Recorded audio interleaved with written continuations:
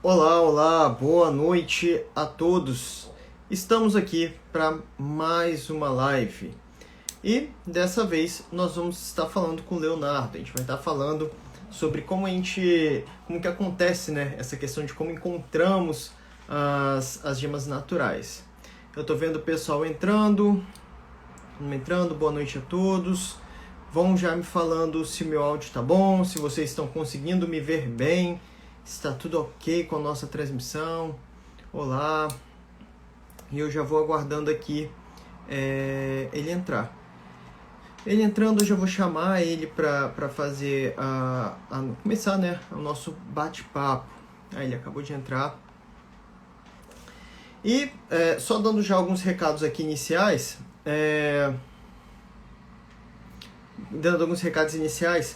Como que vai funcionar a nossa live? Como sempre começa. Nós vamos fazer... abri uma caixinha de pergunta e vocês foram fazendo perguntas. Eu peguei aquelas perguntas de lá da caixinha, passei aqui para o caderno, anotei tudo certinho, dei uma sequência lógica a elas e elas vão servir de norte. E vocês podem fazer perguntas à vontade durante a nossa transmissão, que a gente vai encaixando. Vale lembrar, procurem fazer perguntas relacionadas ao tema da nossa live. Eu já vou chamar o Leonardo aqui e a gente já começa. Mandei aqui já para ele. Enquanto ele vai entrando, todo mundo escutando bem e vendo bem. O Leonardo acabou de entrar. Deixa eu só mexer aqui no meu volume. Aqui tá. Ei, Leonardo, tudo bom?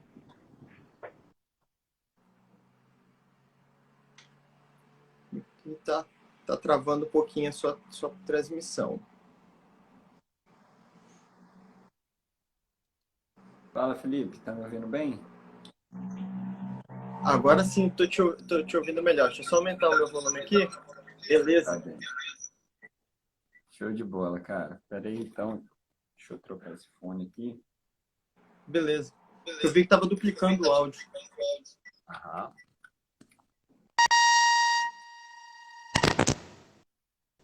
Me ouve bem agora? Sim, te ouço bem. Todo mundo Show de ouvindo bola. bem a gente? Vendo bem a gente, escutando bem a gente aqui na transmissão? O pessoal ia comentando, o pessoal tá entrando ainda também, né? Bastante gente entrando. E aí, cara, tudo bem com você? Felipe, graças a Deus, tudo bem, mano. Felizão de estar aqui junto com você. Recebi o seu convite com maior alegria. Que massa, cara. Cara, eu já tô querendo fazer uma live contigo já tem um tempo já, cara. Eu vejo seu trabalho aqui no Instagram, já vi que você faz algumas lives lá no YouTube também relacionado a isso. Falei, putz, tem tudo a ver com mais ou menos a direção que eu dou aqui também, né? De estar sempre ensinando a galera alguma coisa relacionada aos materiais, aos minerais, as gemas e tal. Com certeza. Cara, já fica aqui. Já fica aqui o meu convite para você participar comigo agora esse mês de outubro, numa live comigo lá no canal Arim Brasil também, tá bem? Quero te entrevistar lá para você falar um pouco mais das gemas para nós. Show de bola. Vamos lá. Tranquilo. Tá aceito. Vai, me fala aí um pouquinho da sua história, por que você começou por que você entrou para geologia? Eu sei que você tem mestrado também em geologia, né? E o que você começou a disseminar bem essa informação aí? Felipe, vamos lá. Entrei na geologia um pouco sem saber o que ia ser, né? Depois que formasse, ali em 2007 eu entrei na geologia, na UFES, né? Lá no campus de Alegre, no Espírito Santo, Universidade Federal. Vale já falar desde o início aqui que nós somos poucas escolas de geologia no Brasil, pouco mais de 30 escolas. Vocês com a gemologia sabem muito bem isso também, estamos começando agora os cursos de gemologia no Brasil. Então esse conhecimento é muito restrito a uma pequena porção da nossa juventude, da nossa sociedade, da nossa comunidade, que tem acesso a um tema de suma importância, porque nós estamos falando de recursos minerais, naturais, e o Brasil é uma referência na produção dessas gemas, desses recursos. Então, poucas escolas de gemologia e poucas escolas de geologia num país tão grande, com tanta riqueza e tanto recurso, faz com que seja urgente a gente vir aqui usar as redes a nosso favor para falar, gente, se você quiser saber um pouco mais sobre esse assunto, fica aqui, tem um monte de conteúdo gratuito, não estou aqui te vendendo curso de cara, não, eu quero mais é que a gente, como brasileiro, entenda o que é essa riqueza, qual é o valor disso, como que faz, qual é a melhor prática. Eu vejo muito isso no seu trabalho, trazer uma transparência para a prática daquilo que a gente está fazendo. Não é só vender pedra, não é só fazer mineração, é construir uma consciência, uma cultura coletiva, né? Então, o meu trabalho aqui na rede começou agora com a pandemia, porque até então eu era um geólogo que ficava na frente de lavra, ajudando a produzir, que ficava descobrindo novas reservas, trabalhando com pegmatitos. Já trabalhei com lavra de água marinha, com lavra de berilo verde, não só esmeralda, mas o berilo verde em si, lá em Portugal, cristal, kunzita, granada. Então pude participar em diversos projetos, às vezes mais à frente, às vezes numa etapa preliminar ali do estudo, mas sempre projetos ligados à produção de pegmatitos, e ali o pegmatito ele produz, que é a rocha fonte das turmalinas, fonte dos berilos, fonte de cristais. Então o pegmatito é a minha paixão, é essa rocha fantástica que tem diversos elementos nela e que quem conhece pegmatito inevitavelmente acaba conhecendo as gemas e o reino mineral ali, porque é muito específico. E o Brasil tem a maior reserva mundial de pegmatitos. Então, junto disso vem a maior reserva de várias gemas, né, produções aí históricas. Então foi assim que eu fui devagarzinho entrando para esse mundo das gemas, da geologia, mas já com um olhar voltado para os pegmatitos, principalmente de Minas Gerais, porque na época da faculdade eu morei com um colega que era de Galileia. Nossa. E nós dividimos casa, moramos em várias repúblicas juntos, fizemos uma amizade grande. E ele sabe muito, é o Rickson Bicalho, ele sabe muito de mineralogia, ele foi criado em Galileia, conheceu os grandes pesquisadores que passaram por Galileia, Atêncio, Coutinho, Menezes, essa turma que já passou lá na década de 90, 2000, e conhece aquelas lavras, Navegadora, Pitorra, Urucum, e aí eu pude ali, como a gente se conheceu no início da faculdade, eu era veterano dele, mas eu estava sem tema, e ele um calouro com um tema. Ele, cara, você conhece pegmatito? Aí começou a me mostrou esse livro aqui, ó.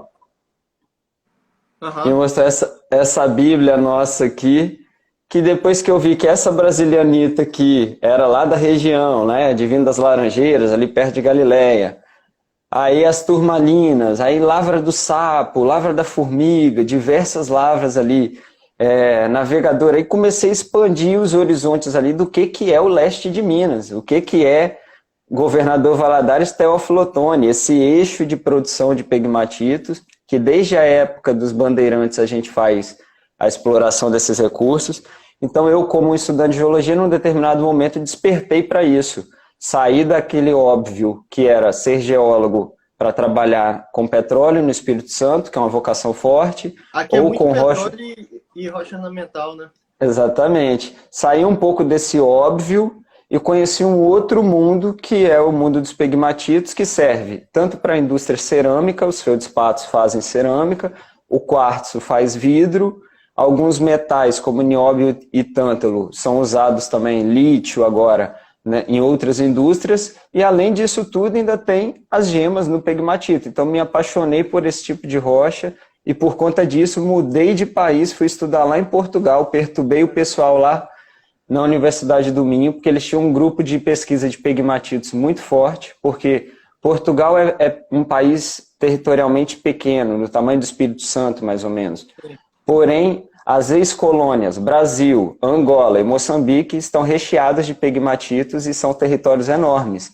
Então, Portugal desenvolveu métodos de cartografia, métodos de prospecção para esses grandes terrenos, Moçambique, Angola e Brasil. E eu fui lá para Portugal estudar com o pessoal da Universidade do Minho, estudar com o Dr. Leal lá, que é a principal autoridade no tema lá em Portugal, estudar com ele esses métodos de prospecção, de investigação. Só que eu pude trabalhar lá de 2016 a 2019, eu fiquei por lá.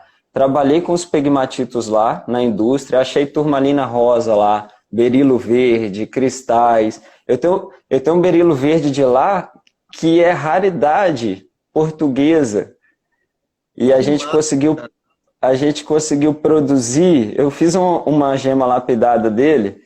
Depois eu vou te mostrar também. Esse aqui é o bruto que ainda tem, vou lapidar em um momento. Mas assim, Portugal tem uma ocorrência ou outra de gemas. Eu estava numa lavra que era industrial, voltada para o feldspato e para o quartzo, mas a minha função era exatamente identificar nas zonas daquele pegmatito onde que produzia as gemas. E às vezes a gente produzia num quilate o mesmo valor que uma tonelada de feldspato. Então, um quilate de água marinha a 50 euros, a 50 dólares, valia o mesmo tanto que uma tonelada de feldspato. Então, o meu mestrado que foi em valorização de recursos geológicos, que é ver o que vale a pena, quanto vai custar, qual mercado tem interesse.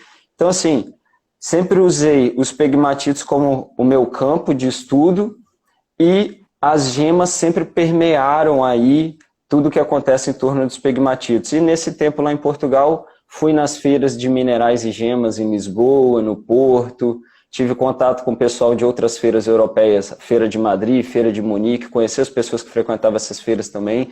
Então, a visão do europeu sobre os recursos minerais. E aí, a minha surpresa nas feiras é que a maioria das pedras era brasileira, ametista, água marinha, esmeralda, turmalina.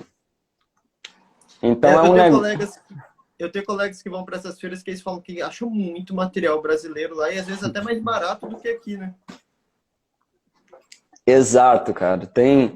É assim, então foi um mundo que eu parei e analisei, eu falei, nossa, em Portugal eu fui em 2 feiras de gema. No Brasil, eu só vou ali em Teoflotone. O Nordeste a gente tem um potencial enorme. Estamos tentando organizar uma feira ali, eu acho que já teve alguma, mas tentando voltar com essa cultura. Então, assim, a gente é cheio de potencial aqui. E eu acho que esse trabalho nosso, tanto seu, quanto meu, quanto de outros colegas que trabalham na rede, é democrático porque quem quer aprender chega junto, hashtag gemas, a pessoa se conecta, hashtag mineração de pequena escala que está muito associada à produção de gemas, e é um tema que a gente pode falar aqui um pouco mais para frente. Né? Qual que é o perfil dessa produção de gemas no Brasil? É o pequeno minerador que faz 89% da produção mineral do Brasil, não só de gemas, mas a produção mineral do Brasil, 89% é o pequeno minerador, 9% é o médio minerador e só 2% são as grandes. Então, a gente tem uma lupa, uma visão deturpada muitas vezes de que o Brasil são as grandes mineradoras, as grandes são 2%. Grande parte é o pequeno e o médio. E no garimpo e no mundo dos pegmatitos, eu enxerguei isso. Falei, nossa, é uma família, é um pequeno produtor que está aqui. A Geometa é assim, do Urucum, a Pederneira, a São José da Safira ali, a Mina do Cruzeiro. Famílias que pegaram aquele empreendimento e estão ali 10, 20, 30 anos produzindo coisas de qualidade. Isso é engraçado, porque se eu parar para pensar que todo mundo que eu conheço que é dono de algum garimpo, é nesse esquema. É a família, é aquele grupo pequeno, é sempre alguma coisa assim, nunca é uma grande mineradora.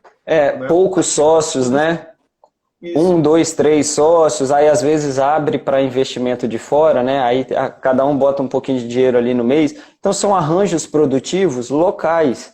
E no meu mestrado lá em Portugal, eu estudei um pouco os documentos da ONU sobre mineração de pequena escala na América Latina, na África. E a ONU tem um estudo maravilhoso sobre mineração de pequena escala, em que ela fala assim, o caminho para o alívio da fome, da pobreza extrema em países de terceiro mundo, em países em desenvolvimento, é a mineração de pequena escala, porque pequenas reservas no interior do seu país, isolado do resto das cidades, se essa pequena reserva for bem aproveitada, ela vai gerar uma renda, um emprego, paga imposto para aquele município, e quem que tem que estar ali auxiliando esse desenvolvimento? O profissional de geologia. A ONU joga para a gente da geologia a responsabilidade de fomentar isso de forma sustentável, de amarrar ali o poder público, o poder privado, a comunidade, a ciência e trazer clareza para aquilo. Então é por isso que eu me coloco à disposição aqui das pessoas no YouTube, no Instagram, para servir as pessoas no caminho de achar uma jazida e legalizar uma jazida, que os dois têm que caminharem junto, achar e legalizar. Não adianta só achar e não adianta legalizar aquilo que você não achou, né? Você quer achar e tem que ser legalizado. Então, cara, é por aí. Isso que você falou, se encaixa muito bem.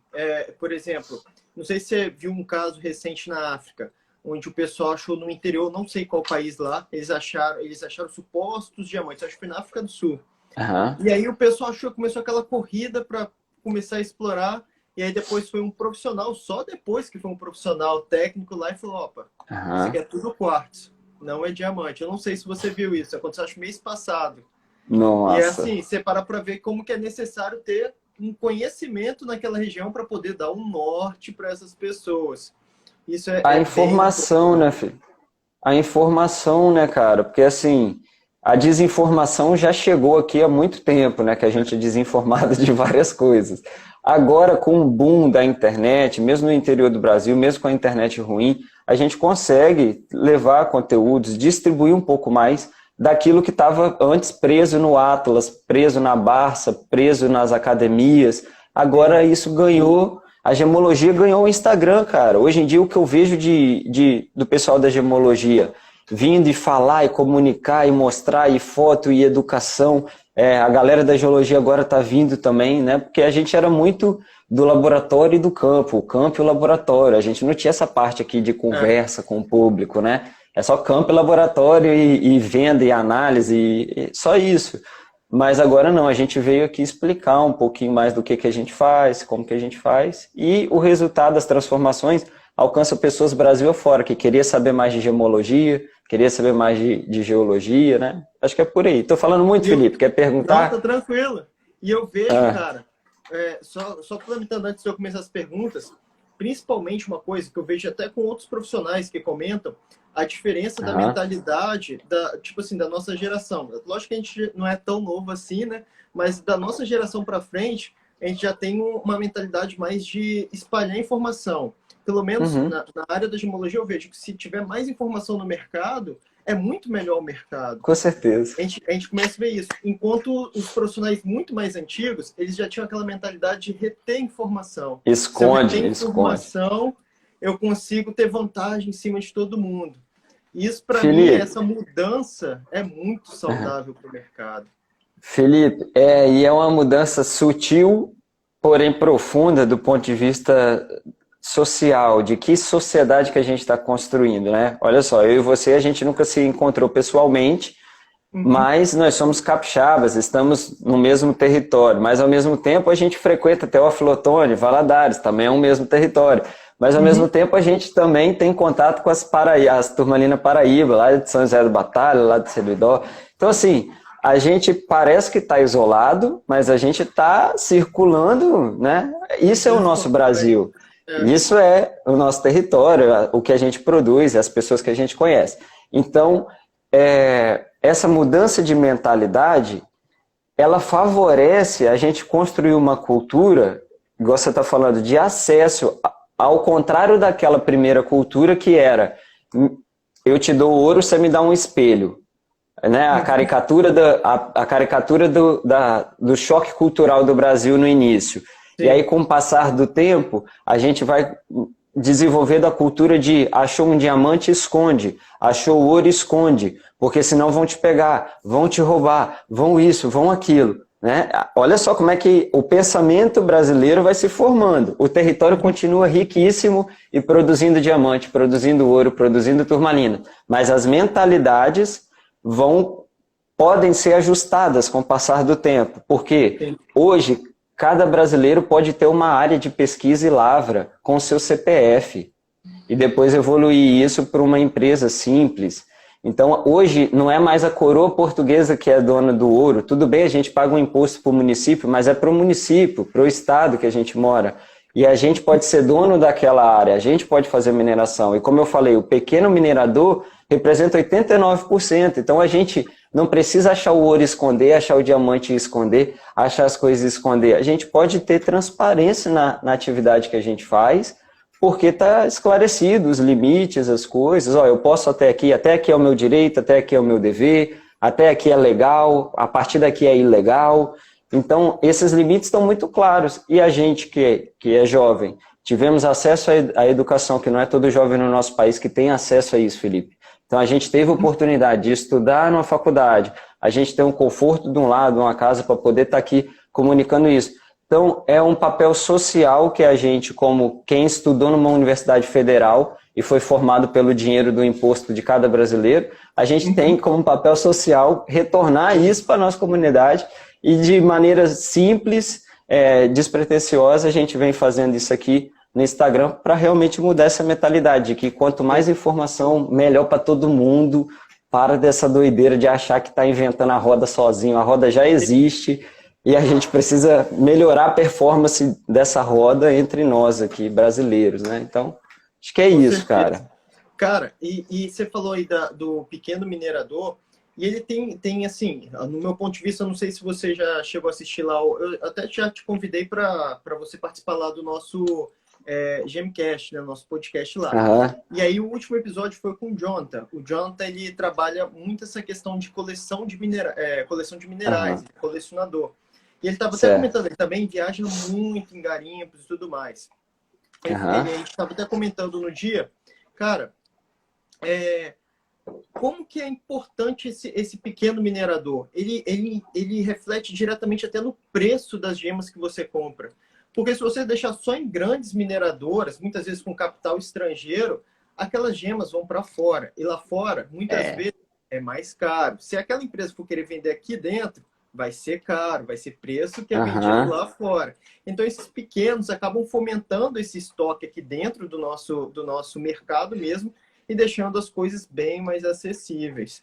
Isso aí é muito importante também, cara. Eu vejo muito dessa parte também. A minha questão de estar na área de gemas, muito nessa parte mercadológica, eu enxergo muito dessa forma também.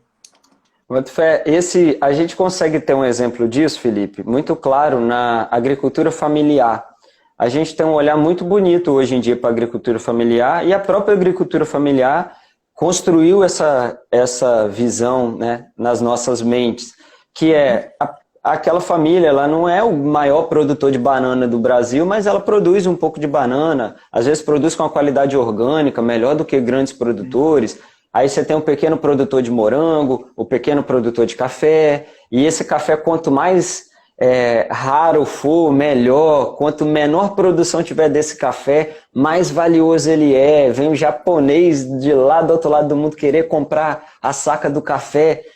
Essa cultura na pequena mineração, na pequena agricultura, na agricultura familiar, é muito clara. A gente tem no Brasil a agricultura de larga escala, plantação de soja em larga escala, plantação de eucalipto, não sei o quê, grande escala da agricultura, e a gente tem a agricultura familiar, pequenininha, que às vezes vale até mais, é uma qualidade até melhor. E na mineração, a gente pode espelhar. Você fala, você tem a mineração com grandes máquinas, grandes áreas, que são esses 2% que eu te falei. Agora, os 98% é o médio produtor e o pequeno produtor. E esses personagens precisam ser valorizados no nosso país. Sabe? Precisa a gente falar, rapaz, esses caras estão carregando 98% da produção mineral do país. E ninguém fala, não tem linha de crédito, é raro a linha de crédito.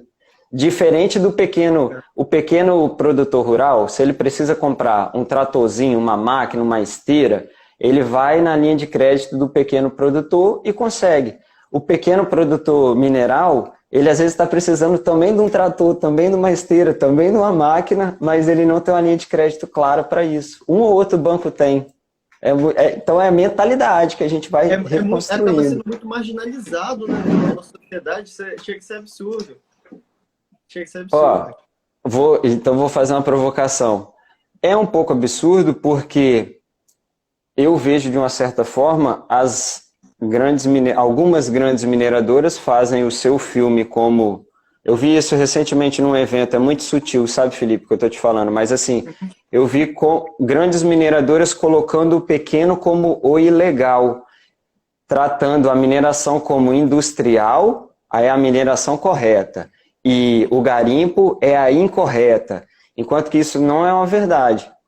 Uma coisa é a mineração industrial. Isso é um conceito industrial, é mecanizada, ela tem máquinas. Outra coisa é o garimpo. Isso é conceito de ferramenta, de métodos. Isso não tem nada a ver com legalidade, sabe? E se a gente for colocar do ponto de vista de sustentabilidade, de impacto dos projetos, uma grande mina gera um impacto muito maior do que uma pequena intervenção. Então, assim, eu vejo alguns discursos das grandes em difamar o pequeno, sendo que nós somos 98%, o pequeno e o médio. Então na mentalidade fica aquela coisa assim de... Eu ouvi isso dentro da universidade. Mineração é para peixe grande, não é para peixe pequeno. Eu ouvi isso de um professor. E naquela época eu não tinha maturidade para questionar. Depois que eu fiz mestrado, escrevi minha tese, fui atrás dos dados, colhi os dados, eu falei... Ei, mineração não é de peixe grande, mineração é de peixe pequeno e peixe médio no Brasil.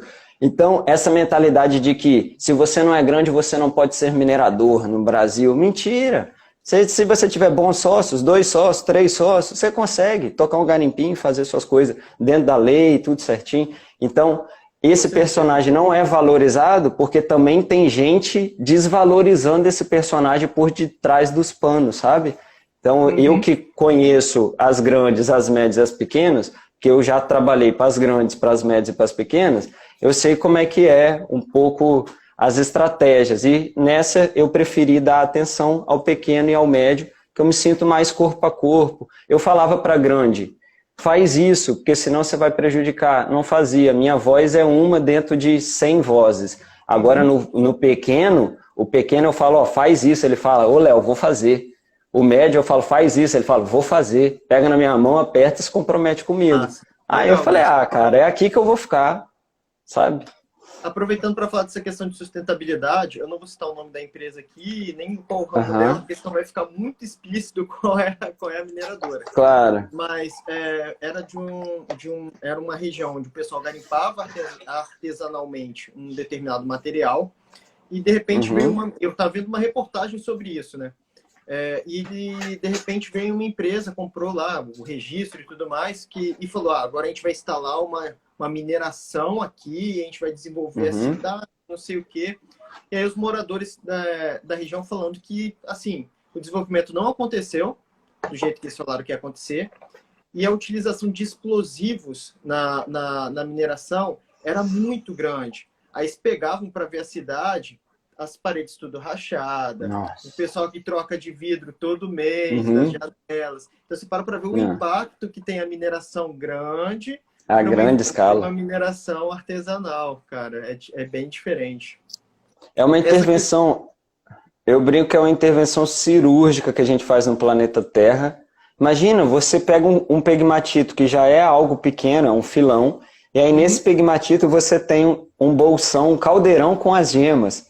A gente fazia escaneamento com geofísica, com GPR, conseguia identificar esses caldeirões com gemas. Eu falava, cara, isso aqui é uma cirurgia, sabe? É tipo tirar um cálculo renal, assim, sabe? É muito...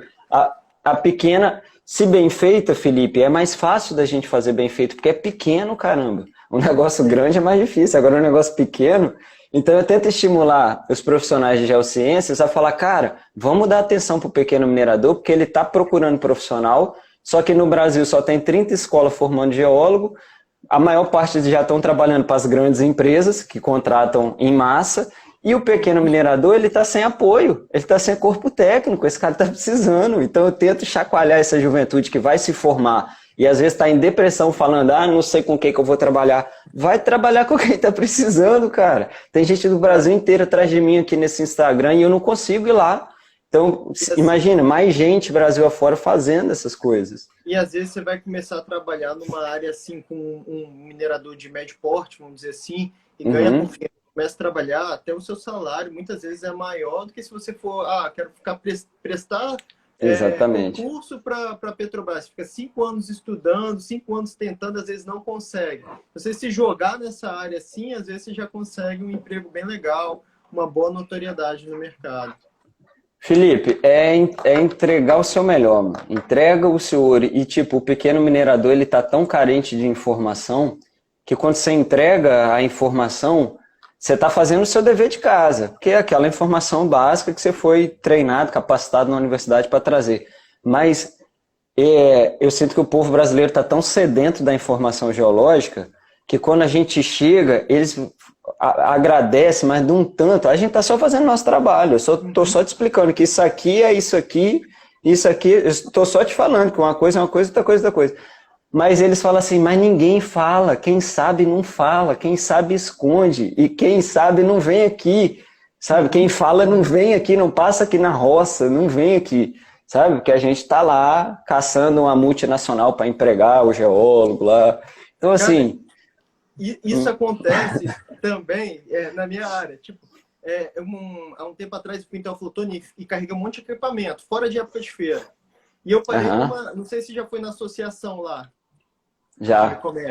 Eu parei num daqueles boxes lá e tava fazendo análise, tava comprando os materiais. Cara, o que começou a aparecer de gente ali, assim, você não conseguia ver a porta mais do lugar. De tanta gente perguntando, o que você está fazendo, como que faz isso? Eu tava separando turma ali na Paraíba. Então chamou muita atenção da galera. Muita atenção. Isso é muito engraçado, como o pessoal tem aquela sede por saber como é feita as coisas, porque não tem acesso, infelizmente. Exatamente, Felipe. E isso que a gente está fazendo aqui, com toda humildade, a gente está plantando uma sementinha que a gente ainda não faz ideia dos frutos que há de vir para o nosso Brasil, porque tem gente assistindo você no YouTube e no Instagram, no horário que é bom para aquela pessoa, porque às vezes ela está numa outra correria, fazendo uma outra coisa. E como eu falei no início, dar acesso a essas informações para a nossa juventude, para a nossa população, cara, isso a médio e longo prazo vai fazer diferença com certeza. Popularizar a gemologia no Brasil, popularizar a geologia no Brasil. Parece ridículo o que a gente está falando, mas para um país que tem a produção de diamante, de turmalina paraíba, de ametista, de topázio imperial, esmeralda, sabe, com a geologia dessa, era para ser tipo futebol para nós aqui, né? Todo mundo entende um pouco, todo mundo sabe um pouco, todo mundo gosta um pouco, e a gente ainda tem dificuldades em separar ametista ou cristal ou quartzo, né? Coisas que assim... então, mano, simbora. Se tiver pergunta aí... Eu fiz uma live recente no YouTube falando sobre tratamentos e eu foquei muito nos coríndons, né? Rubis e safira.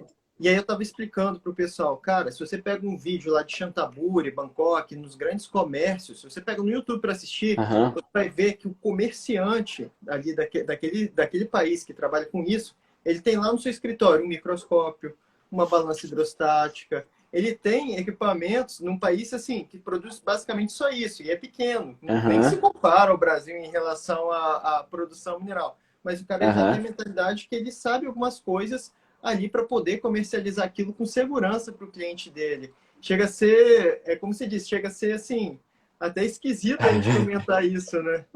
Que um país cara, desse jeito não tem esse conhecimento. Não, e a gente tem muito para... Felipe, a gente está com 520 anos no Brasil, né? 521, como o Brasil aí, que dizem. O Serviço Geológico do Brasil tem só 70 anos. Então, assim, tem 450 anos sem ter informação oficial e só tem 70 anos que começamos a produzir informação. Então, assim, o primeiro curso de Geologia do Espírito Santo começou em 2006, então temos só 15 anos de estudo. O da gemologia começou um pouquinho mais para frente também. Então a gente está engatinhando em vários conhecimentos aqui e todo esforço para levar essa informação adiante, cara, é válido, sabe? Com integridade, com honestidade, igual a gente está falando. E no fundo a gente aponta caminhos, a gente fala, procurem esse livrinho, pode ter ele como referência, confiem. Procure esse livrinho, vai conhecer as pedras, confiem. Léo, eu não tenho dinheiro para comprar esse livro. Eu fui lá e gravei 1h30 de aula só mostrando página por página desse livro numa aula. Então, assim, eu também demorei 10 anos para ter esse livro. Esperei muito, mas já que você ainda não pode ter, fiz uma aula lá te mostrando a página de cada um, te falando, essa lavra é tal, essa lavra é tal. Então, assim... simples esforços humildes aqui da nossa parte, a gente não é a maior autoridade do país em geologia, em gemologia, não, nós somos dois jovens aí, acredito eu, com seus 30 e pouquinhos anos, doido para passar esse conhecimento para frente, né? Ajudar mais gente. E acho que é isso, Felipe. Cara, então eu vou começar as perguntas. Antes disso, só responder essas duas aqui, ó. O primeiro livro que você mostrou é o Minerais e Pedras Preciosas do Brasil, né? Aquele grandão. E tem até uma outra edição que é o Coleções de Minerais do Brasil. E vai sair agora o Gemas do Brasil também, do Cornejo e Bartorelli. É um livro muito bom esse daí. E a outra pergunta ali, ainda existe extração de turmalina na Paraíba? O site diz que está esgotada. Existe sim produção aqui no Brasil, tem a Paraíba Mine lá no Rio Grande do Norte, e existe produção de turmalina na Paraíba em Moçambique e na Nigéria. Cara, a gente tem muita pergunta aqui, eu não sei se eu vou conseguir responder passar todas as perguntas aqui para você responder, que a gente já está com 35 minutos de live. Mas vamos lá. Embora. Todo estado do Brasil tem ouro e diamantes? Eu sinceramente acredito que não. Eu posso abrir aqui os mapas dos projetos do governo e eu acho que não, porque não são os ambientes geológicos para se formar, principalmente diamante, muito específicos, kimberlitos, lamproitos, então depende de uma rocha que parece uma cenoura, ela assim, uma rocha, é um tiro a gente fala que é um magma, um tiro de potássio de baixo para cima, então essas cenouras estão no nosso território só em alguns ambientes bem específicos, né? Mas a gente tem macro regiões, Chapada Diamantina, né, ali também na região de Diamantina, em Minas Gerais, aí você tem Roraima lá em cima, Boa Vista, aí Mato Grosso, e vai descendo. Mas aqui no Espírito Santo, por exemplo, eu acho que não tem ocorrência, ou teve pouquíssima, sabe? Ouro é mais disperso, ouro tem praticamente em tudo, mas não são grandes depósitos. Ontem eu fiz uma aula de como achar ouro no Brasil, tá no meu canal do YouTube também, no Arim Brasil, e eu mostrava no mapinha ali as ocorrências cadastradas pela CPRM, tem praticamente todos, mas não com um volume assim de produção, às vezes só como ocorrência mesmo, né? O que não quer dizer que não é interessante, né? Mas não... Para visualizar perfeitamente. Exatamente, Tá, seguindo, eu até botei uma observação nessa pergunta, para comentar de algo que acontece muito aqui no Instagram, eu acredito que deve acontecer muito também no seu, que é o pessoal que muitas vezes aparece com quartzo, perguntando se é diamante, essas coisas são muito corriqueiras. Eu costumo falar pro pessoal que não é tão fácil achar o raro, é mais fácil você achar o comum. Quartzo é muito comum. Muitas vezes o que você acha que é incolor é quartzo. O pessoal aparece com uns negócios desse tamanho assim, ó. Tô achando que é diamante. Com certeza isso deve acontecer com você também. Não, ouro também, essa semana chegou. Professor Léo, me ajude, professor Léo. Olha o que é essa pedra aqui. Isso é pirito, é ouro, professor. E tipo, por foto e por vídeo não é a avaliação ideal, né? A gente pode dar um norte ali, olhar uma característica ou outra, dar um norte. Geralmente eu indico um laboratório, eu falo, laboratório X, laboratório Y, ainda mais quando é metálico, assim, que você pode destruir a amostra, né? É diferente das gemas. Mas geralmente eu indico, procura uma universidade aí, vai lá no campus, o pessoal tá lá, às vezes eu tenho um amigo da região, tento orientar nesse sentido, mas realmente é mais comum o comum, né? O raro é vez em quando. Antes de eu passar, só responder essa pergunta. Felipe, existe apatita na cor de turmalina na Paraíba? Existe. Existe até aqui no Brasil, existe na África. Você tem aí também? Eu tenho. Tem umas de Moçambique, né? Um azulzão, assim, coisa linda. Sim. Lá na Paraíba também o pessoal tira misturado com as turmalinas. Esse pessoal faz lavagem com ácido para poder remover elas dos lotes. Ela reage, né, com ácido. Bem interessante. Tem um cálcio ali, Outra pergunta aqui que eu achei bem interessante. É caro abrir um garimpo? Abrir assim, totalmente legalizado? Felipe, vamos lá. O caro para mim está muito mais associado ao retorno que eu vou ter, que às vezes eu gasto só R$1.000 numa coisa, mas aquela coisa não me dá nada de retorno e saiu caro. Às vezes você gasta R$30.000 numa coisa, essa coisa te gera 3 milhões de dólares. Sim, é relativo. Então, é relativo, tá? E aí, tá bom, tá bem acompanhado de bons profissionais, de uma equipe boa, de bons sócios, bons parceiros que saibam o que estão fazendo, é fundamental no sucesso do seu projeto. Porque assim, eu posso gastar para comprar um martelete, R$ 1.000 e poucos, um gerador, R$ 3.000, aí R$ 500 para puxar o fio para dentro da galeria. Eu posso gastar isso e orientar minha lavra direitinho, bamburrar em US$ 5 milhões, já aconteceu isso. Eu peguei uma lavra para ser consultor dela, os caras estavam há 5 anos rodando e pararam de produzir. Já tinham produzido águas marinhas maravilhosas, mas abria a galeria, dava temporadas e temporadas, equipes e equipes entrava, mas não achava o bamburro. Aí fui lá com os amigos, semanas a fio, cartografando cada galeria, orientamos a frente de lavra, não deu 60 dias, 2 meses, os caras num bamburro de US$ 5,5 milhões. Pau! As águas marinhas, coisa mais linda, 5,5 kg os caras fizeram, linda, monstra. Então, tipo, o equipamento, o custo é o mesmo de antes de quando não estava produzindo. Aí o cara mexeu em uma peça que se chama cartografia geológica, ele resolveu confiar de que a geologia poderia dizer para ele qual frente seguir.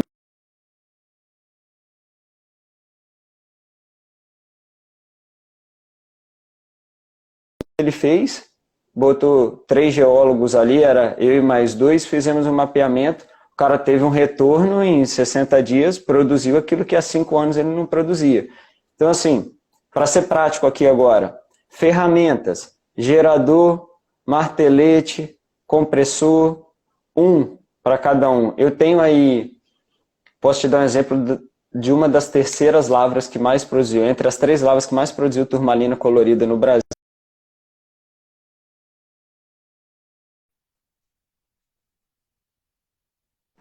Opa, a Tá me gente ouvindo? tá perdendo um pouquinho da transmissão. Você tá travado. Tá me ouvindo agora? Tô. A imagem parou, mas eu te escuto. A sua também tá travada, agora voltou. Beleza. Felipe, vou te dar um dado aqui então de uma das lavras que mais produziu turmalina corada no Brasil. Não posso citar ela, obviamente, por contrato de sigilo e essas questões. Mas uma das lavras que mais produziu turmalina no Brasil é um pegmatito enorme e toda vez que acha turmalina é uma coisa mais linda. E essa frente de lavra, ela hoje custa, para operar com 10 pessoas, ela está custando R$ 30 mil mensal.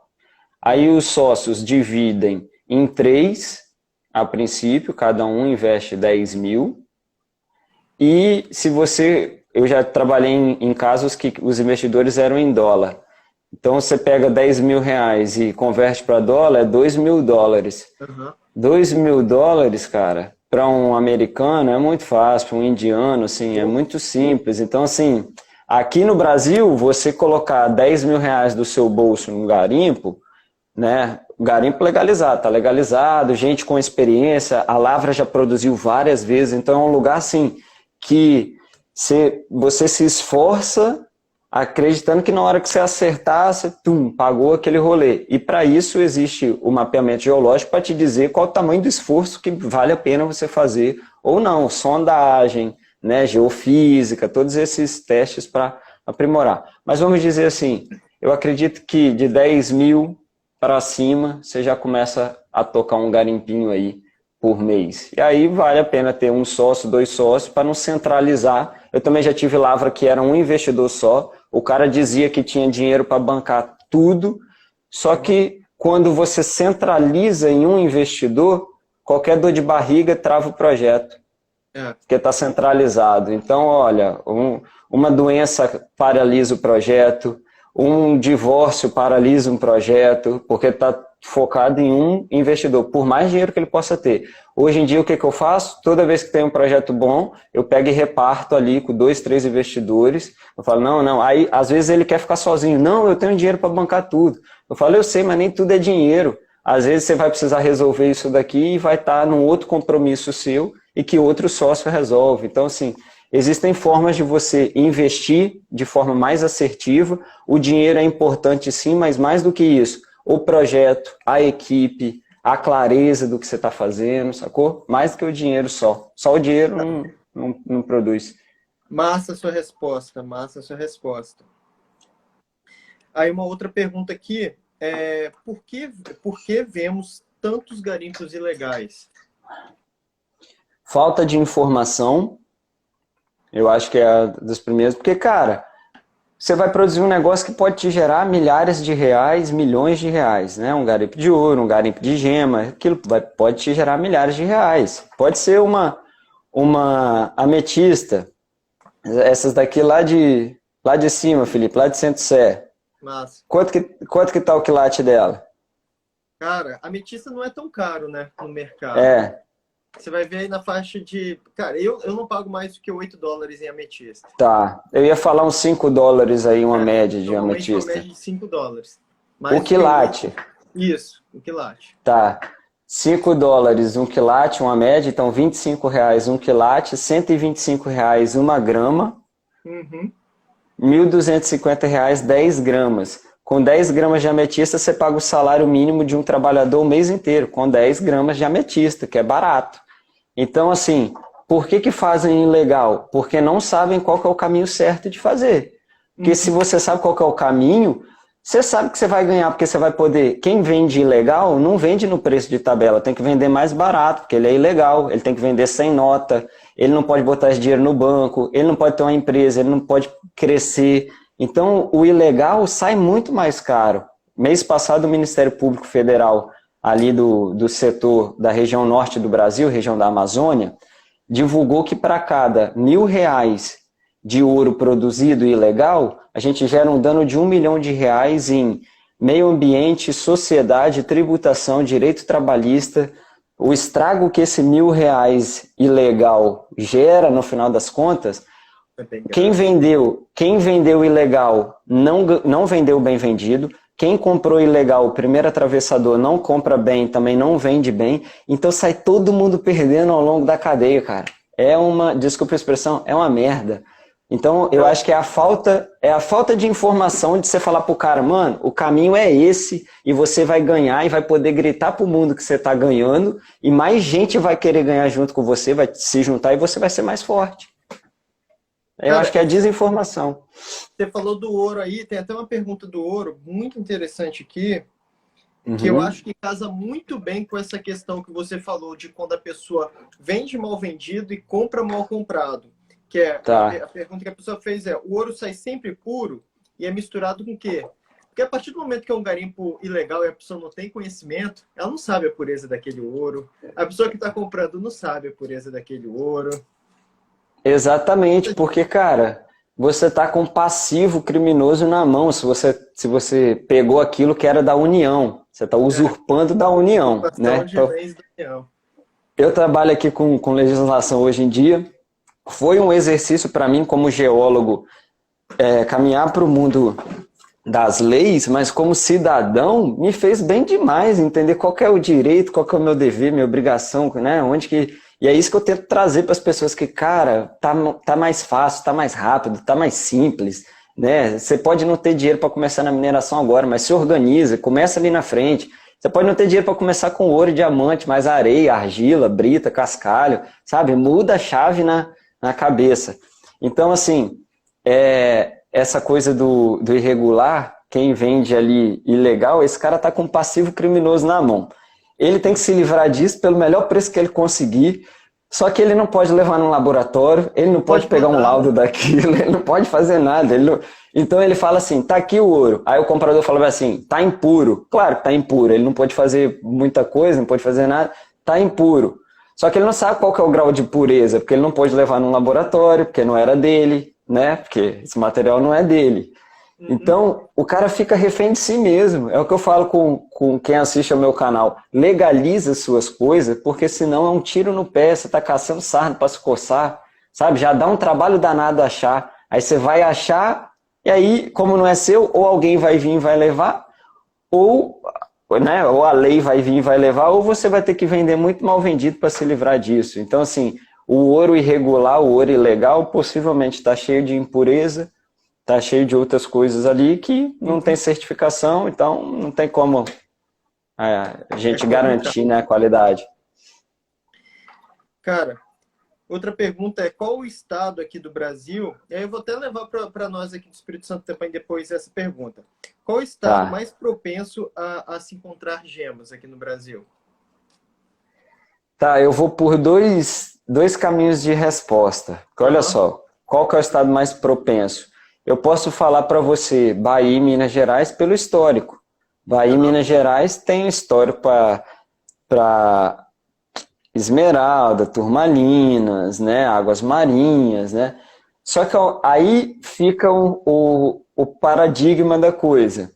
Só que talvez lá não seja o melhor lugar para se encontrar, porque desde 1550 os bandeirantes estão lá encontrando e nós estamos lá encontrando. Talvez o melhor lugar para se encontrar é onde não tem tanta fama assim. Eu olho um pouco para o Nordeste e vejo isso com os pegmatitos. O tanto de pegmatito em área livre que ainda existe no Nordeste, as próximas grandes produções. Minas Gerais já fez história. Esse livro está recheado de histórias de Minas Gerais, né? Brasilianita, turmalinas, várias coisas. O Nordeste tem tanto pegmatito ainda a ser descoberto que eu acho que existe um mundo, existe livros a serem publicados ainda sobre as próximas.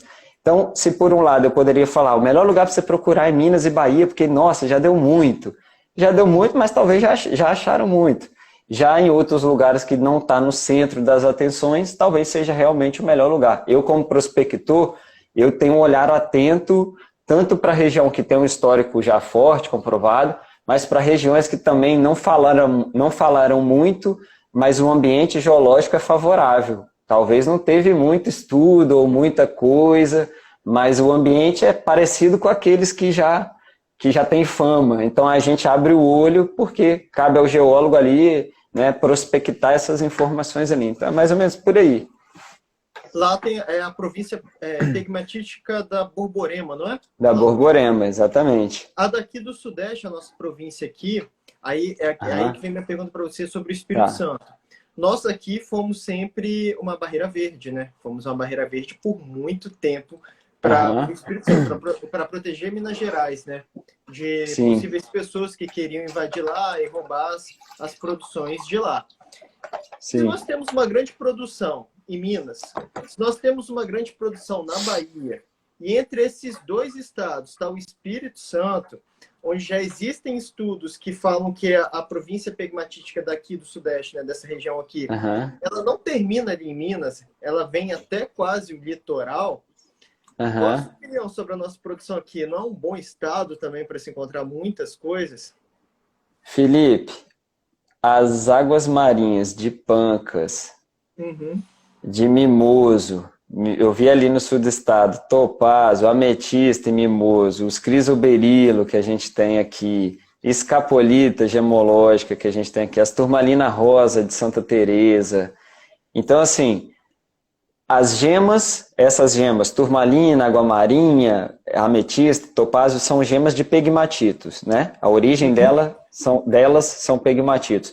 Os pegmatitos são filhos dos granitos.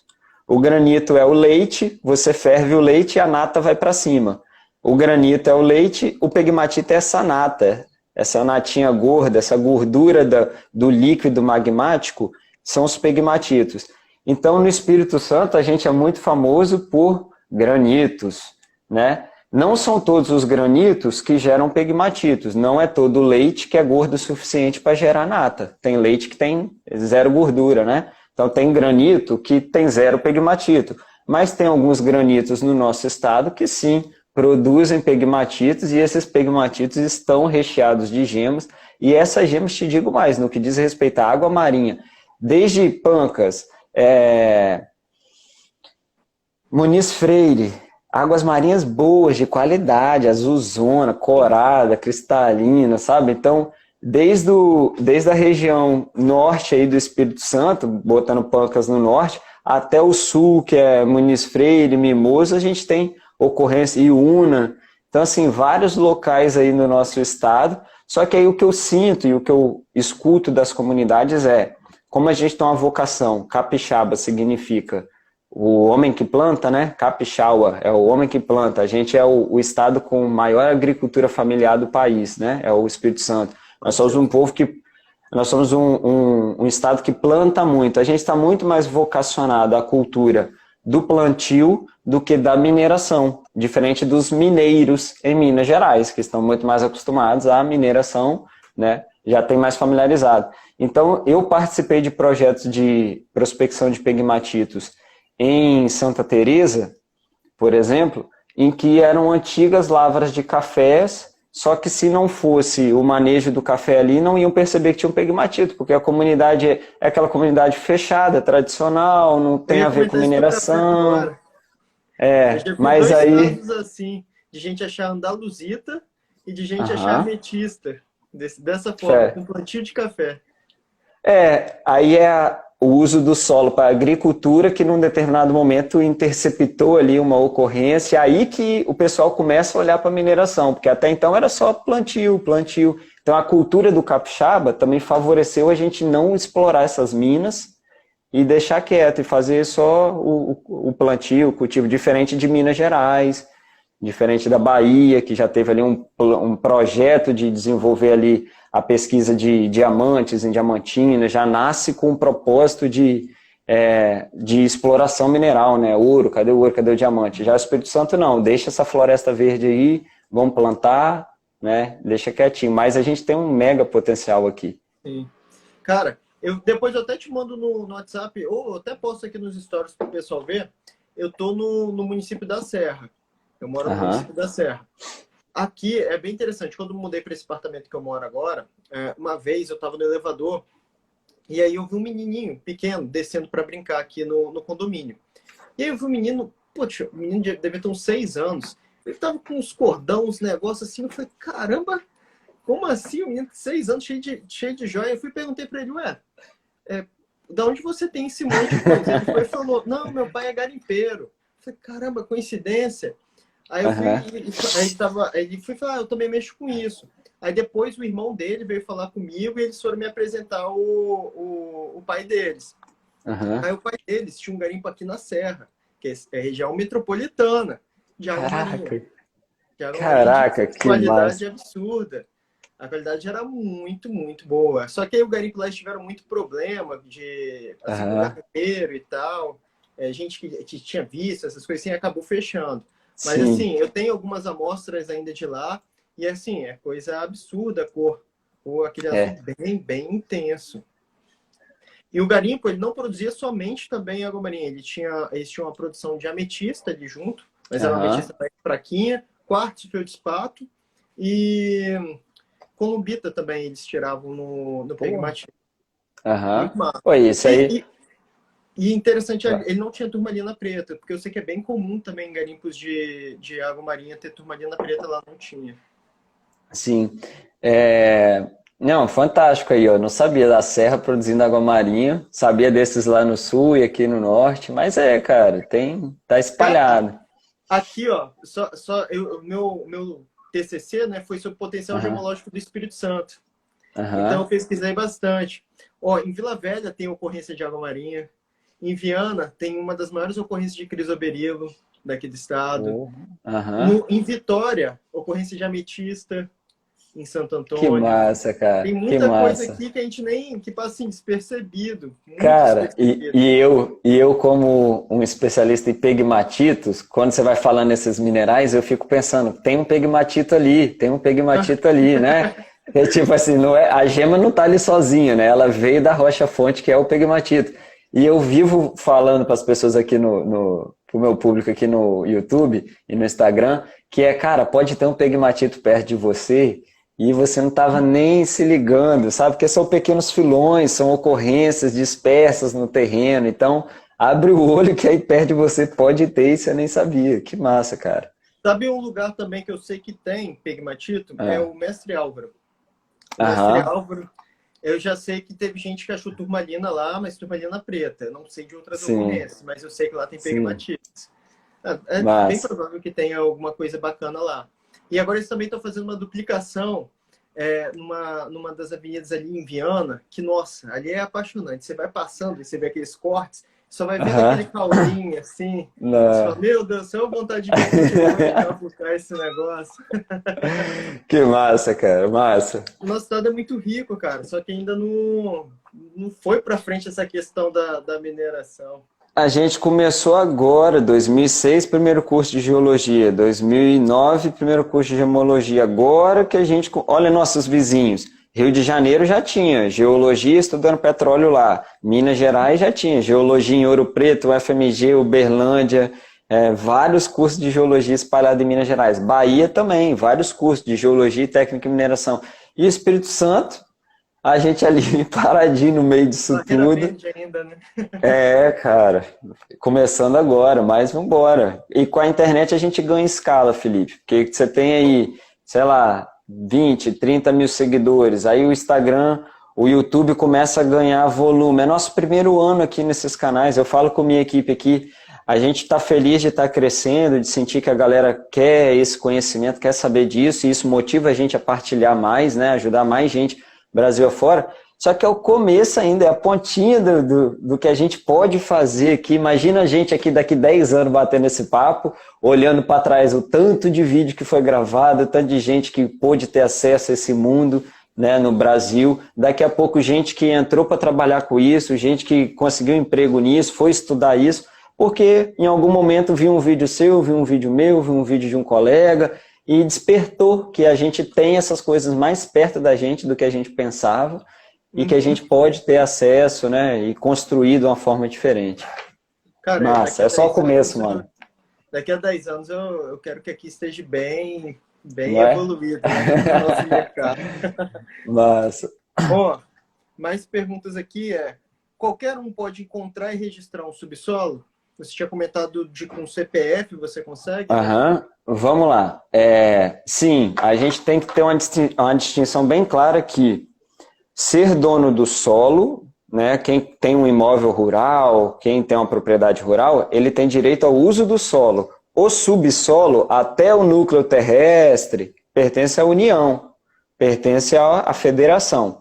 Então, a federação, ela concede para cidadão brasileiro ou para empresa brasileira com sede aqui no Brasil, ela concede para nós o direito e o dever de fazer pesquisa e lavra. Por que eu falo direito e o dever? Quando eu peço ao governo para fazer pesquisa em determinada área, ele pode me conceder, ele vai me conceder, só que eu tenho o direito de fazer pesquisa ali e eu tenho o dever, que eu sou obrigado a cumprir essa pesquisa, a gerar dados e retornar esses dados para o governo num relatório de pesquisa oficial. Então eu tenho a obrigação de fazer essa pesquisa e entregar esse relatório. Isso pode ser feito nos prazos de 1 a 3 anos, essa pesquisa, né? Se você já identificar o mineral que você quer e já quiser evoluir para a lavra, dá para você acionar uma guia de utilização para fazer a lavra, ou dá para você ir pela permissão de lavra garimpeira, que é um outro regime de aproveitamento que a gente tem, que te permite fazer a lavra daquilo ali. Então, o que eu estou querendo dizer, para não ser complexo aqui, a lei brasileira permite nós, cidadãos brasileiros, termos essas áreas no nosso nome e no nome das nossas empresas. Para você ter uma ideia, você paga um boleto de R$ 1.012 para a agência de mineração, você paga um boleto de R$ 88 para o CREA, e você paga ou o geólogo ou o engenheiro de Minas para fazer esse processo para você. E aí você escolhe o geólogo ou engenheiro de Minas que você quiser, que couber no seu bolso, mas para a agência você paga R$ 1.000, 1.012 e 78. E o seu responsável técnico, é o geólogo ou engenheiro de Minas. A partir desse protocolo, o governo vai te ceder uma área para fazer pesquisa. Você vai ter ou 1, ou 2, ou 3 anos para pesquisar ali dentro. Se for regime de lavra garimpeira, você vai ter até 5 anos para fazer a sua lavra ali junto da licença ambiental, né? Sempre para fazer lavra, toda vez que a gente fala lavra, a gente pode pensar licença ambiental. Sem licença ambiental não dá para fazer lavra. Pesquisa a gente pode fazer sem licença ambiental, porque você está só pesquisando, né? Você está só coletando ali uma amostra, um sedimento, analisando aquele filão. Agora, lavra, produção, venda, já quer dizer licença ambiental. Então, 1012 você pagou, 88 você pagou, a área veio para o seu nome, você tem que fazer a pesquisa. Essa pesquisa pode ser feita com bateia, com trado, com geofísica, com sonda, do jeito que couber no seu bolso e do jeito que for a realidade do seu projeto. Sua obrigação é entregar para o governo o relatório, dizendo, olha, eu estava procurando água marinha e está aqui o relatório dizendo que tem água marinha, vou querer lavrar. Ou então, eu estava procurando água marinha e está aqui o relatório dizendo que não tem, não vale a pena, não vou querer. Aí encerra o processo. Se tiver, você fala, não, vou querer essa lavra para mim. E aí o governo te concede essa lavra até o esgotamento da jazida. Então, se o seu pegmatito dura 30 anos de exploração, se você pagar as licenças ambientais, pagar a taxa anual por hectare, a gente paga R$ 3,70 por hectare. Eu tenho áreas aqui no meu nome, tenho área de 50 hectares. 50 hectares para eu pesquisar, eu pago R$ 190 uma vez por ano. Olha só, eu acho barato, cara, R$ 3,70 o hectare. Né? Para você segurar uma área de 50 hectares, as permissão de lavra garimpeira é 50 hectares também, aqui na região sudeste, né? Fora da Amazônia Legal.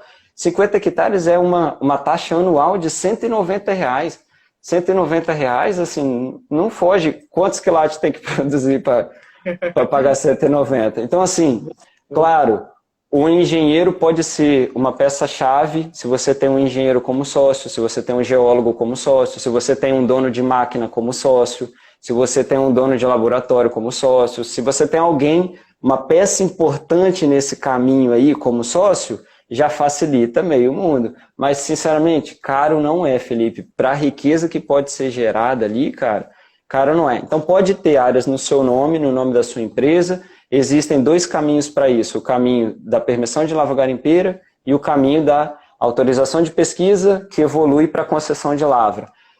Na permissão de lavra garimpeira não é nem 1.012 o boleto da agência, é 203, é mais barato ainda. Você paga 203 pela permissão de lavra garimpeira, mais 88 do CREA, e depois você vai pagar ali sua licença ambiental, que vai ser 3.000, 4.000, 5.000, 6.000, depende de qual região, de quem vai fazer isso para você. Mas assim, cara, se tratando de achar esmeralda, turmalina, água marinha, topaz, essas coisas que a gente vende no quilate, que é 1/5 de grama, você achou um pouquinho e já pagou um ano de garimpo, 2. Então, assim, todo cidadão pode. Agora, quando já tem uma área, eu só posso entrar nessa área com a permissão do titular da área, porque a ANM dá prioridade, exclusividade para quem tiver o direito da área. Aí sempre surge a dúvida, mas eu sou dono da terra, podem pesquisar aqui sem minha autorização? Pesquisar, eu posso fazer até via satélite. Né, por cima, eu tenho uma área de 50 hectares, tem mais de 12 propriedades rurais dentro da minha área. Então, eu faço pesquisa via satélite, depois vou lá no campo, converso com os proprietários rurais e no ponto em que eu for fazer a lavra, ele vai ser indenizado ou ele vai me cobrar ali um arrendamento pela terra, um royalty. Né? Então, existe um acordo ali, um ganha-ganha. Né? Ah, eu não quero, Leonardo, então tudo bem, eu vou para outro lugar, vou para o outro lado, né? Eu vou em outra parte do filão, quando dá, né? Mas existe aí um caminho legal para a gente ter essas áreas no nosso nome. É isso que eu tento mostrar para o brasileiro, que, cara, pode não ser esse ano, pode não ser ano que vem, mas tipo tem investimento na bolsa, é uma coisa que a gente vai aprender a passar do tempo, ver que não é uma coisa tão absurda, pode ter uma açãozinha lá sua, e ter uma área para minerar, também não é a coisa mais absurda, é uma coisa que está dentro da nossa realidade, cara. Eu quase tive uma área de diamante, cara. Olha só que interessante, eu conheci uma pessoa que fazia trabalho em diamantina, de granito, essas coisas assim. E ele falou, Felipe, lá tem um valezinho que passa, tipo um filetezinho lá de rio, e que sempre que eu vou lá fazer pesquisa, tem uns garimpeiros lá. E aí a gente tem que botar os caras para correr, porque os caras estão lá garimpando ilegalmente na área dele, né? Aí falou, eu estou registrando tudo. Se você quiser, eu te dou exatamente o filete lá, a área. Você vai me pagar R$ 1.000, que é o valor para fazer lá. A taxa, Ele falou, geólogo, licença ambiental, tudo fica para minha conta. Porque eles já estão fazendo para mim da área inteira e já fazem para você também. Só que na época eu ainda estava na faculdade, nem tinha tanto pensamento. A gente fica... Eu nem peguei, mas eu falo, putz, se eu tivesse pego aquilo, já era dono de garimpo de diamante. Cara, eu assim, a pandemia me deu. Eu era consultor de bons projetos, Felipe, até chegar a pandemia, só que o projeto não era meu, era dos outros. Então era norte-americano, indiano, brasileiro, né? Os grupos, eles que tomavam a decisão. Eu ficava ali, fura aqui, fura ali, ó, tá aparecendo, bambu ramo, não bambu ramo. Ficava ali orientando as frentes de lavra. Aí veio a pandemia, cada um cuidou da sua vida, né? A gente, o indiano falou, olha, não pretende no Brasil nos próximos 7 meses. O americano, olha, não vamos mais trabalhar naquela lavra porque começou a pandemia, né? Me quebrou e não sei o quê.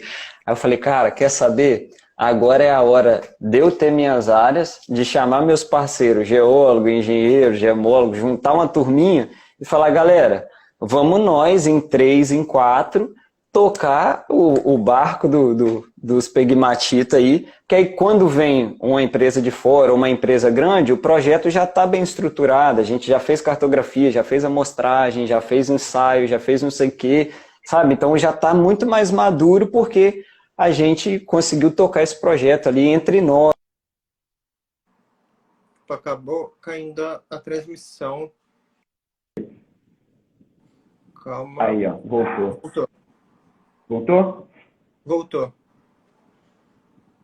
Agora eu tô te escutando. Tá ok para você? Deixa eu ver se é a minha internet. Tá me ouvindo, Felipe? Tô sim, tô te escutando. A sua imagem tá meio quadrada. Opa, caiu. Calma aí que eu vou... Gente, todo mundo tá pelo menos me vendo bem, me escutando bem aqui? Eu vou chamar o Leonardo de novo. Acho que ele teve algum problema lá com a transmissão. Só vou aguardar ele entrar de novo aqui. E aí a gente continua esse papo, que tá muito bacana, sobre a mineração, né? Pelo menos aqui, me escutando, me vendo. Ah, todo mundo tá falando que ok. Só aguardar ele entrar. A gente tá com 1 hora aqui, já apareceu. Já chamei ele aqui. Só aguardar ele retornar.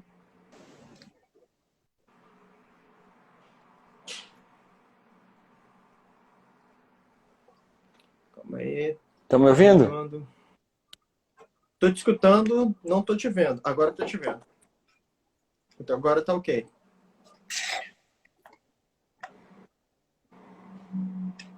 Eu tô te escutando bem falhando, tá falhando bastante, a sua tela tá preta, mas eu acho que vai normalizar. Eu acho que tá. A sua tava preta, já Mas sua tela tá voltou. preta para mim, você tá me ouvindo? Eu tô te ouvindo, mas a sua tava preta também voltou normal. Eu tô te vendo agora. Todo Tá, mundo tá vendo nós dois? tá. Escutando Eu nós não tô dois? te vendo, mas vambora. Deixa eu só ver a resposta da galera. Não tá me vendo? Tá Não, preta não aí na minha vi. tela? Eu não tô te vendo não, Filipão. Eu não tô vendo. Tá preta. Eu vou voltar.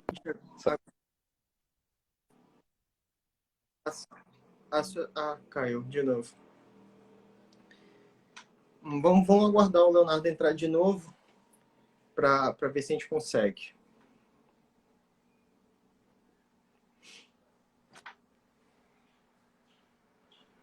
Vendo os dois. Eu também estava vendo ele, só que ele falou que a minha tela estava preta. Só aguardar ele voltar, que eu já aceito a solicitação dele. Só agora só tá eu, que ele acabou saindo. Aguardar ele entrar de novo. Aí.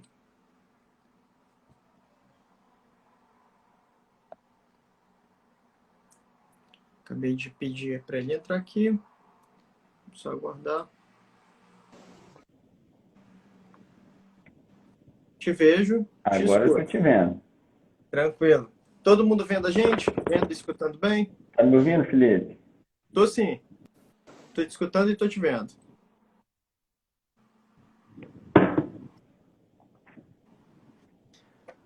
Deixa eu só aguardar a galera responder um pouquinho. Todo mundo vendo a gente bem? Sim. Tô te vendo. E a gente tinha parado aonde? Que eu nem lembro agora. Pera aí que eu tô te vendo, mas não tô te ouvindo. Não tá me ouvindo? E aí, voltou? Você tá no. Oi?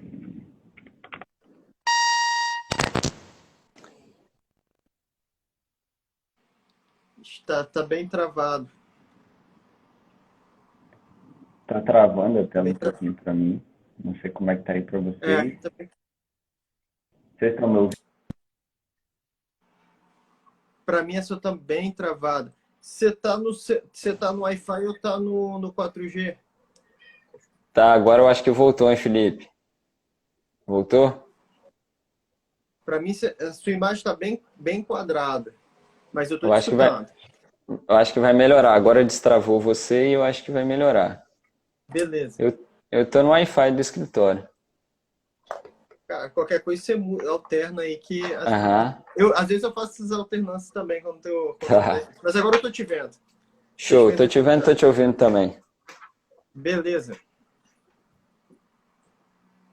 Então tá bom. Oi, minha amiga Fernanda aí, ó. Aprendeu com a gente a identificar os pegmatitos. No sítio dela apareceu uns mineralzinhos de pegmatito. Ela jogou no Google o que que era aquilo, achou a aula minha no YouTube, passou um fim de semana maratonando a aula. Ela, a filha e o esposo, botou os dois para assistir e falou: ó, lá no nosso sítio tem o pegmatito. E, cara, Mas, a gente tá fazendo uma descoberta bem bacana ali, não vou dar mais detalhes aqui para não dar spoiler, mas assim, apareceu coisa muito bacana numa região que a gente não imaginava, com pouco histórico, mas assim, coisas interessantíssimas, Felipe, que depois em off a gente troca a ideia também, tá bom? pô, massa. Massa, Legal. cara. A gente tava falando, você tava comentando daquilo, agora que você juntou amigos e Ah. tal para começar a registrar e tal. O meu incentivo aqui para os profissionais é isso, pequenos grupos entre nós, cara, que pode ajudar muito, sabe, ao sucesso do projeto. Então, por que ficar também só na posição do prestador de serviço e não encarar como um empreendimento possível também para nós, né? Então, eu sinto assim, eu atendo diversas famílias aqui, diversos empreendedores, só que eu também tenho os meus empreendimentos e aquilo que eu aprendo nos meus, eu repasso para os meus consultados, sabe? Olha, eu fiz uma... Massa. E vice-versa. Às vezes o cara já está numa parte da mineração que eu não cheguei ainda, mas aí ele me contrata como consultor, eu vou lá, aprendo com ele e começo a implementar essa prática nos meus empreendimentos também. Então essa troca de informação, sabe, que eu como consultor atuo nos projetos de outras pessoas, mas também como empreendedor desenvolvo os meus projetos com os meus parceiros. E aí está um paradigma, Felipe. Eu conversei com alguns colegas e eles ficaram assim, ah não, Leonardo, eu sou só consultor, porque se eu falar para a empresa que eu tenho uma área minha, a empresa pode ficar desconfiada de mim. Isso, no mundo corporativo da grande mineradora, ela vai ficar desconfortável. Agora, no mundo corporativo do pequeno e do médio, ele fala, cara, eu tenho um garimpo de turmalina. Aí eu falo, eu tenho um garimpo de turmalina também. Aí a gente começa a trocar figurinha. Ele, pô, então me ajuda aqui. Aí eu, pô, como é que você faz isso? Ele, Leonardo, eu faço assim, eu vou fazer assim. Eu não vou roubar o cara, a área é dele, tá no nome dele, o sítio é da outra pessoa, sabe? Então não tem por que ele não me falar e não tem por que eu não falar para ele também, ó, tô na base de produção assim, estamos tirando tal. Quanto que você tá vendendo aí? Ele, Leonardo, aqui apareceu o comprador assim. Aí, ó, os caras apareceram aqui querendo comprar por tanto. Então você vai conectando uma rede de pessoas, que é isso que eu estou falando, que fortalece. O pequeno sozinho não aguenta. O grande sozinho também chega uma hora que ele não aguenta. A gente tem mais força no coletivo. 2, 3 parceiros, não precisa ser muito também para não virar bagunça, mas 2, 3 parceiros ali, eu acredito que é o suficiente para a gente. Então, quando veio a pandemia e a minha estabilidade ali dos grandes investidores foi embora, eu falei, ah, cara, cansei desse negócio de falar onde é que tem turmalina, receber um saláriozinho. Cara, um salário mínimo brasileiro, R$ 1.000, ele é US$ 180. Então, tipo, o cara vinha e pagava minha consulta assim, quase que um troquinho em dólar dele, sabe? E aí a gente fica, pô, você que faz o mapa, você que faz a legalização da área, você que conhece o geomólogo que vai avaliar o lote, você que conhece o engenheiro ambiental que faz o licenciamento ambiental, você que escreve para a gente de mineração. Eu falei, cara, por que a gente, geólogo, não é dono dos pegmatitos do Brasil? Sabe, eu fui para os meus amigos, eu estou aqui fazendo essa provocação para você também. Por que a gente que entende de gema não é dono das áreas produtoras de gema, caramba? Porque já barateia meio caminho. Você sabe que você vai ter que fazer o laudo dessa produção, isso vai ter que ser vendido, analisado. Então, assim, a gente, além de consultor, além de freelance, hoje eu incentivo quem trabalha com isso, cara, já pensou em ter uma área sua? Se você está só começando, entra de sócio, entra de parceiro, vai vendo como é que funciona, mas, tipo, não bloqueia isso na sua cabeça, porque pode não ser agora, mas daqui a pouco você vai entender que você pode estar mais perto. Felipe, já passei situações, cara, vou falar aqui para sua audiência, já que a gente está na reta final aí, vocês escolheram ficar aqui com a gente 1h20 ouvindo das gemas, né? Então, cara, já vi situações, Felipe, de produção de esmeralda no Brasil, de 33 quilos de esmeraldas sendo vendidos por R$30 mil. Foi a primeira oferta. E, tipo, eu tava no lugar certo, na hora certa, com as pessoas certas. Eu falei, caraca, olha que negócio. 33 quilos de esmeralda por R$30 mil. Porque quem estava produzindo queria, precisava, estava ali tudo regular, com a nota, tudo certinho. Beleza. Qualidade legal? Nossa Senhora. Felipe, negócio assim, negócio que...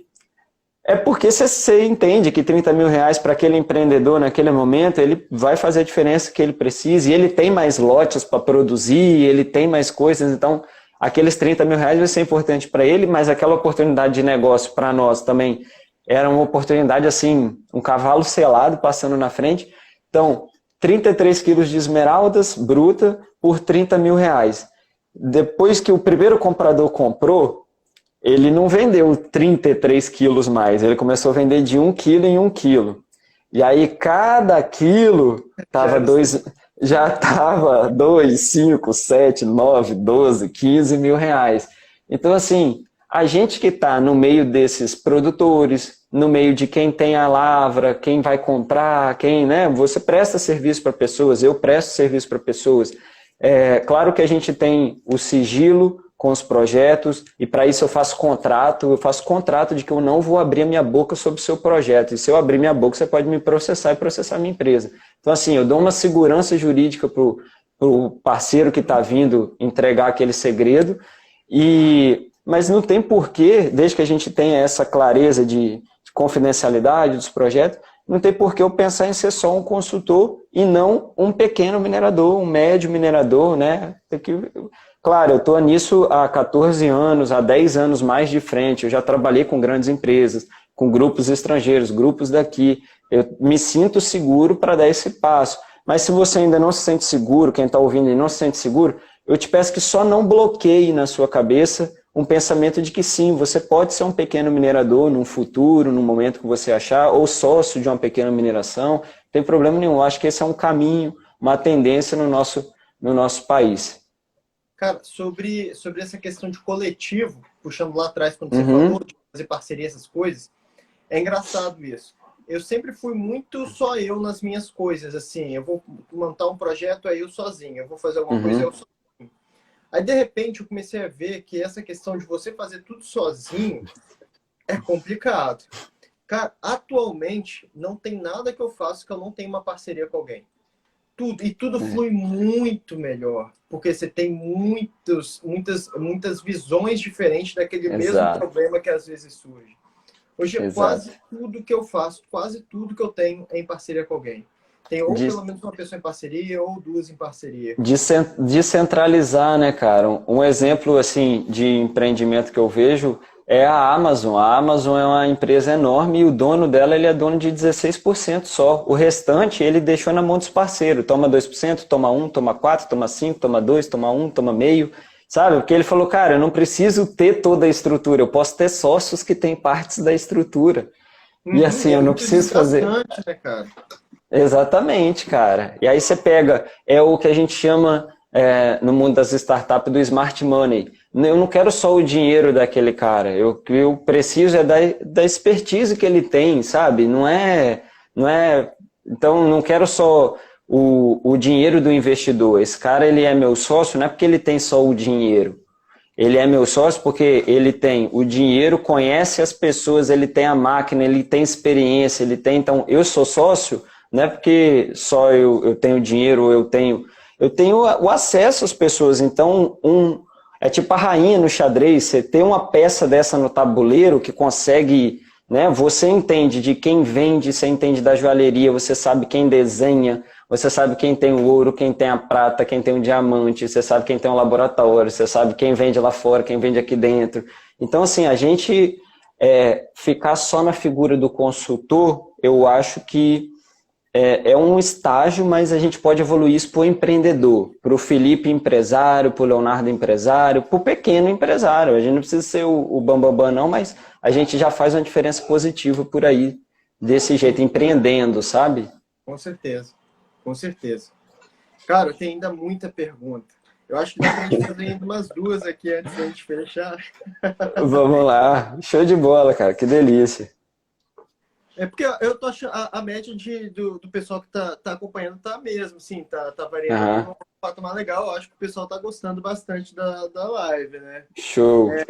Vamos lá. Você falou aí de Portugal, acho que vai casar muito bem essa É. pergunta. As normas de mineração no Brasil são parecidas com a de outros países? Então, a gente modela alguns países mineradores. Se a gente parar para pensar, na verdade, os países mais bem-sucedidos do planeta, em termos de economia e qualidade de vida para suas populações, esses países, eles não são contra a mineração, muito pelo contrário, eles são excelentes mineradores. O Canadá, a Austrália, a Alemanha, os Estados Unidos, o Japão. Essa turma, a China, essa turma sabe fazer mineração maravilhosamente bem. Tem máquinas profissionais, métodos, análise. Então, assim, fazer mineração bem feita é sinônimo de país com alta tecnologia, país com a cultura bem desenvolvida. Então, o Brasil modela esses métodos de mineração, essas práticas de mineração, até porque a gente está envolvido num mercado globalizado. Então, para a gente produzir um minério aqui, que vai ser comercializado em outros lugares do mundo, a gente tem que cumprir práticas de ESG, que a gente fala de Environment, Social e Governance, que é meio ambiente. O mundo exige isso dos projetos, seja na Austrália, no Canadá, nos Estados Unidos, no Brasil, os investidores, as pessoas exigem isso. Seu projeto respeita o meio ambiente, seu projeto respeita as leis, que é a governança, é isso, respeita as leis, a tributação, e seu projeto respeita as sociedades. Então, tudo que a gente caminha hoje em dia na mineração do Brasil é balizado nesses conceitos de governança, sustentabilidade e meio ambiente, social e meio ambiente, e é modelado com modelos do Canadá, modelos dos Estados Unidos, da Austrália, que são países referência em mineração e que o Brasil está, sim, conseguindo estar aí nessas práticas de transparência. Só uma mudança prática para você ter ideia, Felipe. Até 2018 era DNPM, Departamento Nacional de Produção Mineral. Até 2018 a gente pediu uma área para pesquisa e para lavra, ou lavra, o DNPM falava bem assim, eu não tenho prazo para te responder. Então você pedia uma área e sentava, esperava. Hoje, a Agência Nacional de Mineração, de setembro do ano passado para cá, ela veio e comunicou à sociedade, falou assim, quando vocês me fizerem um pedido agora, em até 30 dias úteis eu te respondo, eu me comprometo. Então isso agiliza. Na época do DNPM, era só processo físico, você tinha que imprimir o papel, eu queria uma área lá em Galileia, eu tinha que sair daqui, fazer a papelada, ir lá em Governador Valadares, entregar os papéis na superintendência do DNPM e voltar para cá e não sabia quando que eles iam me responder. Hoje a gente faz isso digitalmente daqui de dentro de casa, eu não preciso sair para ir lá em Valadares e a agência fala, Leonardo, em 30 dias eu te respondo e publico no Diário Oficial da União. Todos os brasileiros têm acesso a essa informação. Então isso está muito mais ágil, mais claro, mais rápido, sabe? O Brasil ganha, cara. Com certeza. E a gente modela isso de outros países que já têm essa prática. Aí, por exemplo, eu já fiz pesquisa e prospecção em Moçambique e Angola. Em Angola, por exemplo, a gente não tem uma agência nacional de mineração com os dados abertos. A gente não tem um serviço geológico de Angola com os dados abertos. Quando eu quero um mapa da Angola, eu tenho que escrever para o departamento do Exército lá de Angola, falando qual que é o mapa que eu quero, por que que eu estou querendo, mandar um e-mail para eles me responderem. Aqui não, a gente entra no banco de dados da CPRM, baixa o mapa, acessa. Lá é como se fosse aquilo que a gente estava falando no início da live, a informação ainda centralizada. Não, ninguém te... Exatamente. Então, assim, aqui a gente já está em modelos bem desenvolvidos, com transparência, com agilidade, com digitalização dos processos, né? Para abaixar os custos e aumentar a eficiência. Então, é por aí. A gente modela, mas a gente também é modelado. A gente tem coisas que a gente está na frente, sacou? Cara, outra pergunta aqui. Os sintéticos mudam a perspectiva de novos garimpos? É possível que o garimpo acabe? Felipe, isso aí é um questionamento que já me fizeram ano passado, porque parece que estão desenvolvendo uma tecnologia de sintético que ele faz qualquer mineral a partir daquilo ali, blá, blá, blá, blá, blá. Num primeiro momento, pareceu que tipo, essa indústria ia quebrar a indústria do natural. Mas, partindo do pressuposto de quanto mais raro for ficando o material natural, né? Uhum. Quanto mais poluição de material sintético tiver, quanto mais diluição, cada vez mais raro, igual aconteceu com os rubis, né? Aprendi com você. Os rubis sintéticos, uma onda de rubi sintético invadiu o mundo e hoje em dia é cada vez mais raro um rubi natural. Então esse material que é natural, ele fica valorizado. Então, na minha humilde opinião, os sintéticos podem vir, só que natural vai ser sempre natural. E para a gente se diluir isso daí, é um sinal de que vai ficar mais raro, que aí, no meio de 1000 sintéticos, você tem um natural. No meio de 10 milhões de sintéticos, você tem um natural. Então, o natural começa a ser mais valorizado. Então, assim, eu não acho que acaba. Eu acho que a gente tem que tomar cuidado para não banalizar esses materiais, né? Quer vender como sintético? Tem que falar que é sintético. Para de usar esses nomes. Vou usar aqui a expressão da Esmeralda Fusion, que às vezes não fica claro para o cliente que não é a bendita da esmeralda, é um sintético. Mas eu vejo, principalmente na internet, às vezes não tem ali um controle de anúncio, aí fica anel de esmeralda, R$4. Aí você vai ver e fala, que esmeralda é essa? Então, assim, o sintético há de se tomar cuidado para não desgastar os termos, e eu acho que cabe a gente alertar isso. Olha, gente, cuidado. Uma coisa é uma coisa, outra coisa é outra coisa. Mas eu não acho que o sintético vai acabar com o garimpo, vai engolir o garimpo. Pelo contrário, eu acho que é um tiro no pé, porque quanto mais você coloca sintético na praça, mais raro, mais diluído fica as naturais, as gemas naturais, e isso valoriza. Quem sabe identificar a gema natural, quem tem uma joia com gema natural, quem tem um garimpo de gema natural. Então, se os sintéticos acham que vamos engolir, eu acho que não é bem por aí, não. Eu acho que o natural sempre vai ser o natural, né? Também concordo com o seu ponto de vista. É até legal porque a De Beers, né, que é foi a maior produtora de diamantes aí há um tempo atrás, chegando a ter 98%, acho, do mercado, eles sempre foram muito bons em marketing, né? Diamantes são para sempre, diamantes são os melhores amigos das mulheres. E agora eles lançaram um novo slogan, né? O real é raro. Porque o sintético você produz na melhor qualidade, a quantidade que você quiser. Se você quiser produzir diamantes perfeitos, de boa qualidade, 1 milhão de quilos, você produz hoje. Se você quiser ano que vem produzir 1 bilhão, você produz amanhã. Eu brinco, Felipe, eu brinco assim quando me perguntam, e como que é feito o sintético? Eu não sou gemólogo, tá, Felipe? Eu estou só brincando aqui. Mas como que é feito o sintético? Eu falo, é igual fazer gelatina. Você pega a cor que você quer, bota lá o verdinho e espera aquilo cristalizar e depois você manda lapidar. Aí tem do vermelho, tem do verde, tem do amarelo, tem do azul, tem da cor da gelatina que você quiser. Do tamanho, da cor, do jeito que você quiser. Exatamente. é diferente de você pegar um granito que começou a se cristalizar há 560 milhões de anos atrás, que são esses granitos nossos aqui da província pegmatítica oriental. Os granitos começaram a se cristalizar há 560 milhões de anos atrás, ficaram cristalizando, resfriando, de 2 a 5 mil anos, só resfriando esse granito.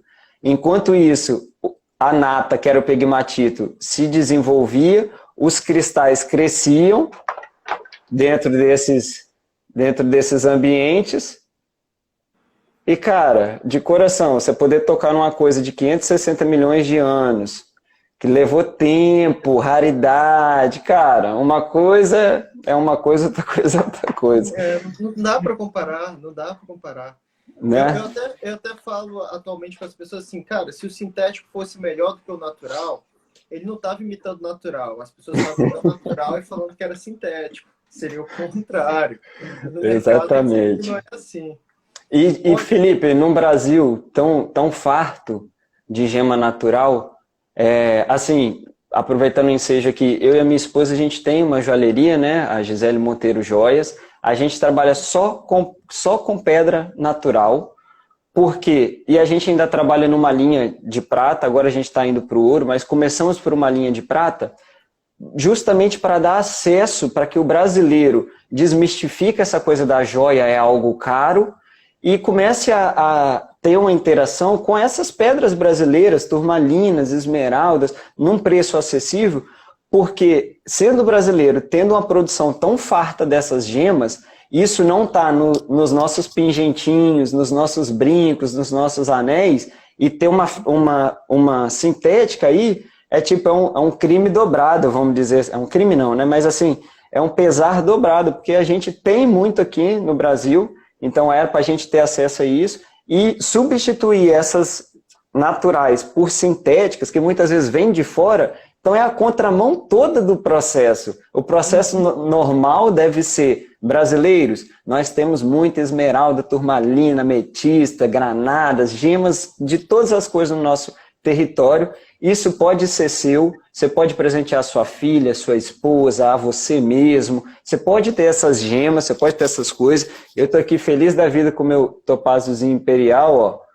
Cara, geminha simples, mas, cara, para mim representa tanto, representa ouro preto, representa uma riqueza brasileira. E, assim, a gente tem que familiarizar isso pro brasileiro, para falar, cara, usa uma joiazinha, presenteia quem você gosta. Essa, sim, o raro, o real é raro, como é que é o slogan aí? O real é raro e é eterno mesmo, né? Uma joia que você pode guardar por gerações aí com sua família. Então, assim... essa discussão do sintético e do natural, o natural, para mim, ganha de goleada, porque a gente tem muito do natural no Brasil, e o natural é muito mais saboroso, mais valioso aí. Na minha opinião, não dá para comparar. E muitas vezes a pessoa fala assim, é porque eu não gosto da mineração. Aí você para pensar, cara, eu não gosto da mineração, então por que você tem celular? Por que você tem carro? Por que você tem roupa? Porque não envolve mineração, né? Não, uma coisa é os riscos que estão associados a uma mineração, a uma lavra ambiciosa, que a gente fala, é o termo técnico. Uma lavra que não está visando compromisso social, compromisso ambiental e desenvolvimento, uma lavra ambiciosa, ela é um risco, isso em qualquer empreendimento. Mas a lavra certinha, feita do jeito que poxa, ela é modelo para a gente seguir. Então a gente não pode misturar tudo na mesma caixa. Não, existem as lavras que fazem da forma certa e a gente precisa valorizar isso. E, cara, parece que a Rede Globo se apaixonou pelas gemas aí nesse último mês, né? Que é novela, é Globo Repórter, Ana Maria, vários horários da TV brasileira querendo falar disso, falando disso. Né? E eu acho super válido a gente popularizar isso, né, para dar acesso e é isso, cara. Cada vez mais a gente tem que estar sempre difundindo, né? Toda vez que aparece algum canal de divulgação assim para eu poder divulgar, eu sempre topo, aceito, falo, não, bora divulgar. Bora. Igual ontem eu dei uma aula pro pessoal lá da Universidade Federal da Bahia. Eu vi, cara. É massa. É legal você poder sempre estar divulgando essas coisas assim. É massa demais. Eu vi que você vai participar também de um evento agora, não é? Vou, cara. É segunda-feira, dia 4, com o pessoal de Uberlândia. vou falar ali para eles uma palestra sobre como achar e legalizar uma jazida no Brasil, né? Então, para destravar a galera, cara, eu não consigo rodar todos os lugares do Brasil, o Brasil é enorme, então eu prefiro que as pessoas aprendam um pouco, né, com minha experiência e façam seus projetos Brasil afora, do que eu querer centralizar essa informação e falar, não, vou fazer tudo só. Não existe isso, né, Felipe? Então é isso, cara. Cara, eu sei que tem... Pode falar. Para quem quiser saber mais sobre a palestra, vou publicar amanhã o cronograma aí, de segunda-feira, dia 4, como achar e legalizar uma jazida no Brasil. Aproveitando o ensejo, toda quinta-feira tem aula ao vivo minha no YouTube, no canal Arim Brasil, a partir das 20 horas. Estou ali ensinando a achar e a legalizar jazidas no Brasil. Aí tem dia que eu falo de pegmatitos, de pedras preciosas, ontem eu falei do ouro, a gente deve falar do diamante agora nesse próximo mês, e ajudando as pessoas a destravar os seus projetos de pesquisa, projetos de lavra, Brasil afora. E além disso, tem um curso meu de como achar recursos minerais no Brasil, em que eu ensino todos os estados, quais recursos que tem, como acessar essas informações, e também ensino os minérios, pedras preciosas, ouro, granito, o minério que você quiser achar. Então, cara, se as pessoas aí que estão ouvindo a gente, sua audiência, quiser saber mais sobre geologia, mineração de pequena escala, recursos minerais, cai para dentro aí do meu Instagram, do meu YouTube, que tem um monte de coisa lá para familiarizar a gente aqui. Aí, até antes de finalizar, você também tá com o curso aberto, né? Com o seu curso. Felipe, eu já tinha feito 3 lançamentos ali dele, só que eu estava esperando um 4º lançamento, eu estava conversando com minha equipe para lançar só em 2022, só que, cara, foi tanta gente batendo na porta, assim, de, poxa, o curso está aberto, queria fazer o curso, que eu e a equipe, assim, resolvemos deixar o curso no perpétuo, né, deixar o curso aberto, e aí cada aluno, à medida que for conhecendo as nossas aulas gratuitas, o nosso conteúdo, se a pessoa quiser dar um passo a mais, de aprender um treinamento que são aulas exclusivas, ou a turma encontra comigo uma vez por mês, a gente destrava os projetos da turma ali também. Então eu falei, cara, por que não deixar isso acessível a outras pessoas? E deu super certo, já tem aluno de Santa Catarina inscrito, aluno do Rio Grande do Norte inscrito, pessoas que estão com urgência de aprender como que acha recurso mineral ali perto dela, porque sente que tem uma jazida ali perto, sente que tem uma oportunidade. Então eu resolvi deixar o curso Como Achar Recursos Minerais no Brasil, aberto, abri essa semana aí, fiz um desconto especial de 50% para a primeira semana, e aí a partir de amanhã é o último dia, depois de amanhã eu volto para o preço normal, que é 997, mas até amanhã está 497, a gente está dando um desconto aí de 500 conto, e é para ensinar você a achar a área de diamante, de ouro. Eu mostro onde que tem diamante que não é de ninguém ainda, a área está livre. Você pode ir lá e requerer, é uma das áreas que eu estou aí paquerando para juntar amigos. Então mostra, aqui tem ouro e não é de ninguém, aqui tem diamante, não é de ninguém, aqui tem turmalina e não é de ninguém, essa área pode ser sua. Então eu analiso todos os estados brasileiros com a galera e os alunos, assim, piraram. Já tem aluno que o cara é do direito, o cara é da logística, não é nem geólogo, nem engenheiro de minas, mas ele viu a área livre, botou no nome dele e agora tá virando minerador aí em menos de um ano, cara. Muito, muito bacana. Então, quem quiser, cai para dentro aí para aprender mais também.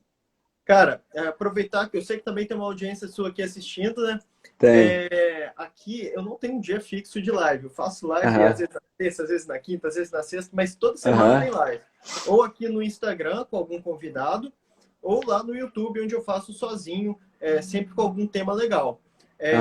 Eu tenho um curso também, só que eu não estou abrindo vagas ainda. Eu abri a primeira turma no mês passado, retrasado. Eu fiz a maratona, Felipe. Oi?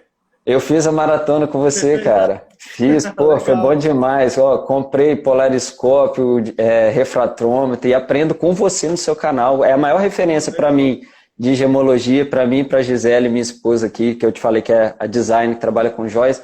O quanto que a gente aprende no seu canal, cara, com rios. Muito, mas é muito, velho. Eu sou seu aluno, eu me considero um aluno seu. Sério, eu tenho grandes amigos na gemologia, o Pedro Imperiano, o Felipe, eles são da primeira turma. Pô, o Pedrinho é amigo meu de infância, então... O Pedro, ele é da minha turma. É da sua turma? Você é da segunda, primeira? Não, ele é da terceira turma. Ele se Terceira, formou, boto fé. Que ele massa, fez uma cara. tese, minha turma. Então, assim, eu tenho outros colegas aí da área da gemologia, já trocava essas figurinhas, mas a forma que você coloca o conteúdo, dessa maneira bem didática, com os vídeos ali, olha, o áudio no fundo e o vídeo mostrando a diferença, cara, é muito bom a forma como você Pô, que ensina. massa. Aproveito para parabenizar e para falar aqui para a turma, eu sou um aluno seu, aprendo com você e no próximo lançamento seu, muito provavelmente vou estar dentro desse curso aí, porque já me Pô, equipei que para legal. aprender e faz toda a diferença. A gente tem uma joalheria com seus ensinamentos de polariscópio, de refratômetro, de balança hidrostática, a gente consegue fazer os testes aqui das nossas joias e Pô, certificar legal. e atestar assim para o nosso cliente, não, isso é uma esmeralda mesmo, olha, isso daqui é um topázio mesmo, a gente fez o teste, isso daqui é uma ágata verde, não é esmeralda, sai fora. Então, assim, vários equipamentos que eu Legal. aprendi com você ali, cara. Brigadão. Cara, e aí eu vou aproveitar, pô, muito legal. Fico feliz que você esteja gostando aí. E eu acho que é a minha missão, a sua missão é sempre estar mostrando. Você fala mais essa parte de geologia, eu falo mais essa parte Aham, das gemas, né? Sempre sim, tá levando informação. Acho muito massa isso, cara. E que que legal que massa, você, que cara. você, que você gosta. E massa, e ó, O, quando puder, abre essa nova turma aí, que com certeza vai ter gente querendo saber disso, que vai estar te conhecendo aqui também agora e vai estar louco para essa próxima turma aí, que é raro isso aí que você ensina, mano. Da forma que você ensina é raro. eu vou aproveitar e fazer um convite. Entre os dias 4 e 7, agora do próximo mês, às Aham, 8 horas da noite, eu vou estar fazendo um evento. Todos boa. esses dias vai ter uma aula. E o evento a gente vai estar ensinando muito. Eu vou estar focando na separação de material sintético e natural. Vai ser Aham, esse o foco do evento. Somente isso, sintético e natural. Aí no sintético eu não vou tratar apenas do sintético, mas eu vou tratar também dos materiais artificiais, vidro, plástico. Esses uhum, materiais também são encontrados aí no mercado de vez em quando. sim, Acho que vai ser um evento muito massa. Vou tentar trazer o máximo de informação possível com sobre certeza. esses dois materiais, a diferenciação desses dois materiais, que nosso mercado é meio complicado. Massa, Felipe, que bom, cara. E parabéns pela iniciativa. Conta aí Cara, comigo, com o canal Hora em Brasil. Já fica aqui o convite. Vamos marcar para outubro essa live nossa lá no já, canal. já tá certo. Você também vai lá no Massa. nosso podcast também, Vou lá sim, no cara. nosso canal, com certeza. Você já ficou. Eu já te convidei, velho. Aham. Te Vamos só refazendo agendar, aquele né? convite. Tem que Show. agendar.